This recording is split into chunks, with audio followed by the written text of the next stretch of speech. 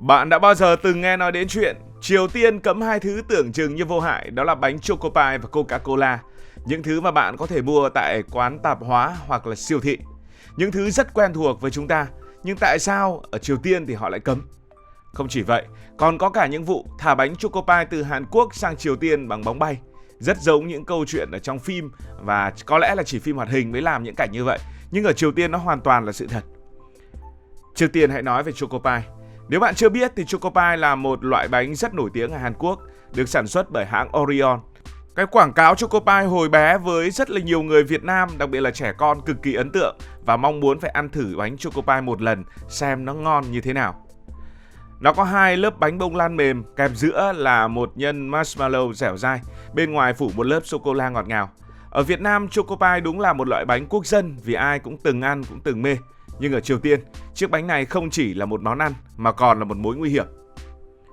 Câu chuyện bắt đầu từ khu công nghiệp Gyeongsong. Đây là một khu công nghiệp đặc biệt gần với biên giới của Hàn Quốc. Và Triều Tiên thì mở cửa cho những doanh nghiệp Hàn Quốc sang làm ăn tại đây, bây giờ thì đóng rồi. Đây là nơi mà hai nước từng hợp tác kinh tế.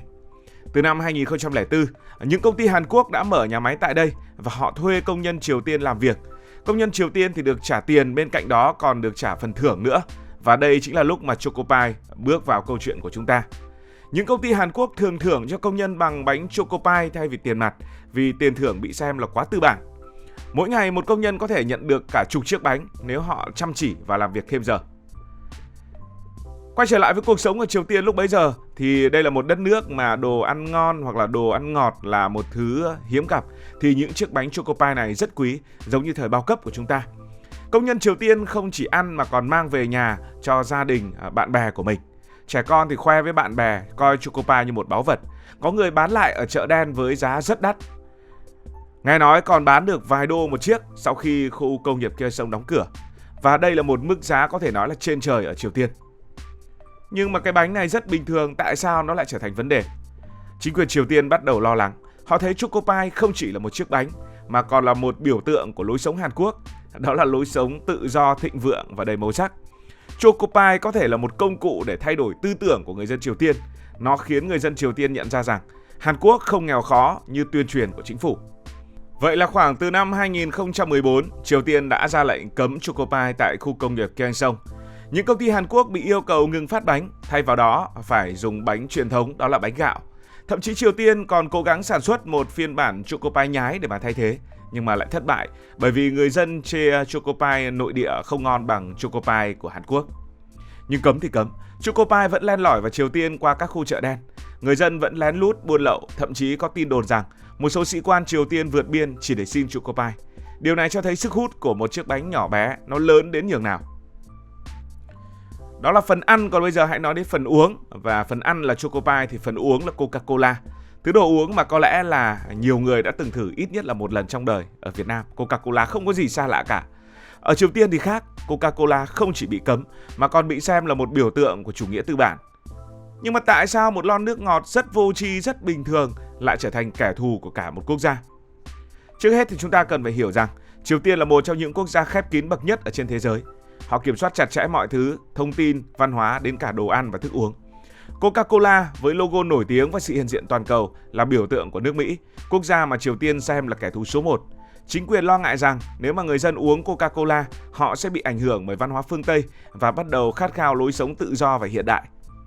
Nhưng không chỉ vì lý do chính trị, Triều Tiên còn có chính sách kinh tế tự lực cánh sinh, nghĩa là họ ưu tiên sản xuất và tiêu thụ hàng nội địa, hạn chế nhập khẩu từ nước ngoài, đặc biệt là từ những nước tư bản như là Mỹ hay là Hàn Quốc.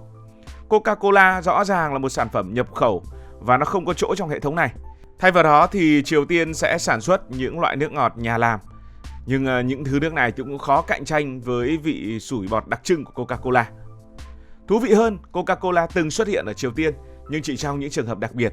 Ví dụ là trong các nhà hàng cao cấp ở Bình Nhưỡng dành cho người nước ngoài hoặc là quan chức, người ta có thể thấy Coca-Cola nhập lậu từ Trung Quốc. Nhưng với người dân thường thì rất khó để uống Coca-Cola. Nếu bị bắt uống Coca-Cola có thể bị phạt hoặc thậm chí bị điều tra vì tiếp tay cho văn hóa tư bản. Như vậy chúng ta có thể thấy rằng cả Choco Pie và Coca-Cola đều bị cấm vì một lý do chung. Đó là chúng đại diện cho thế giới bên ngoài, một thế giới mà chính quyền Triều Tiên không hẳn muốn người dân biết đến, cụ thể là thế giới tư bản. Nhưng chính sự cấm đoán này lại khiến hai đồ ăn thức uống này trở thành những thứ đầy hấp dẫn, được săn lùng ở chợ đen và trở thành biểu tượng của sự khát khao từ phía người dân Triều Tiên. Bây giờ là một câu chuyện đầy hấp dẫn, một ví dụ rất tiêu biểu, rất cụ thể về những quả bóng bay về phía Triều Tiên. Những quả bóng bay này không phải là những quả bóng bay bình thường mà nó chở đầy choco pie từ Hàn Quốc. Vào năm 2014, khi khu công nghiệp Kaesong đóng cửa và nguồn cung choco pie ở Triều Tiên cạn kiệt, giá bánh ở chợ đen đã tăng vọt.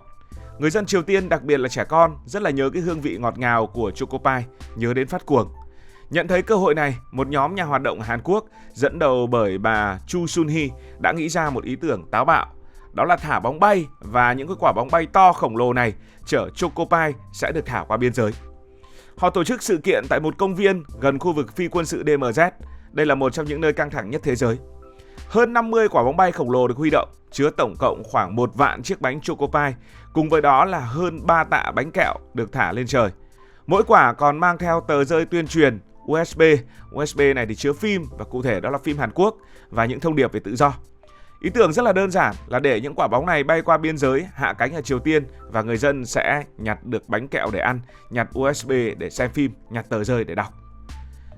Cảnh tượng có thể sẽ như thế này. Ở một buổi sáng ở Triều Tiên, người dân đang làm việc trên đồng thì thấy những quả bóng lấp lánh từ trên trời rơi xuống.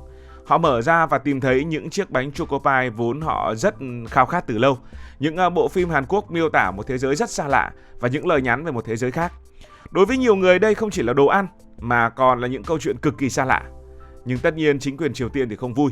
Họ gọi các nhà hoạt động Hàn Quốc là những kẻ phá hoại và đe dọa sẽ nã pháo vào những điểm thả bóng. Thậm chí có lần Triều Tiên còn bắn súng máy vào những quả bóng bay, khiến nó nổ tung ngay trên bầu trời. Một câu chuyện thú vị khác liên quan đến choco pie là trường hợp của Oh Chong-song, một binh sĩ Triều Tiên đã đào tẩu sang Hàn Quốc vào năm 2017. Anh này thì dính 5 phát đạn khi vượt qua khu DMZ nhưng vẫn may mắn sống sót. Khi hồi phục thì hãng Orion đã rất nhanh chóng để tiếp cận anh này, làm một việc quảng cáo, đó là tặng anh ta ăn bánh choco pie miễn phí suốt đời. Họ nói rằng đây là món quà chào đón anh đến với thế giới tự do. Như vậy, câu chuyện về choco pie và Coca-Cola không chỉ là chuyện đồ ăn hay là thức uống. Nó là câu chuyện về những thứ rất là nhỏ bé, một chiếc bánh, một lon nước, nhưng lại có thể trở thành biểu tượng của hy vọng, của thay đổi, và cũng có thể trở thành một thứ bị cấm. Ở Triều Tiên, choco pie và Coca-Cola bị cấm không chỉ vì chúng là sản phẩm của tư bản, mà còn chúng đại diện cho một thế giới mà người Triều Tiên không muốn người dân của mình biết đến. Nhưng chính sự cấm đoán ấy lại khiến chúng trở nên hấp dẫn hơn. Người dân lén lút buôn lậu, trả giá cao để có được chúng. Thậm chí có những người mạo hiểm chỉ vì một chút hương vị lạ. Câu chuyện này đúng là rất thú vị phải không nào? Từ những chiếc bánh choco pie bay qua biên giới đến những lon Coca-Cola bị cấm đoán, Triều Tiên quả là một nơi đầy bí ẩn. Bạn nghĩ sao về câu chuyện này? Hãy để lại bình luận bên dưới. Bạn đã từng ăn choco pie bao nhiêu cái cùng một lúc? Hoặc có muốn thử thả một quả bóng bay chở đầy bánh kẹo đi đâu hay không? Đừng quên nhấn like, chia sẻ và đăng ký để không bỏ lỡ những câu chuyện thú vị khác.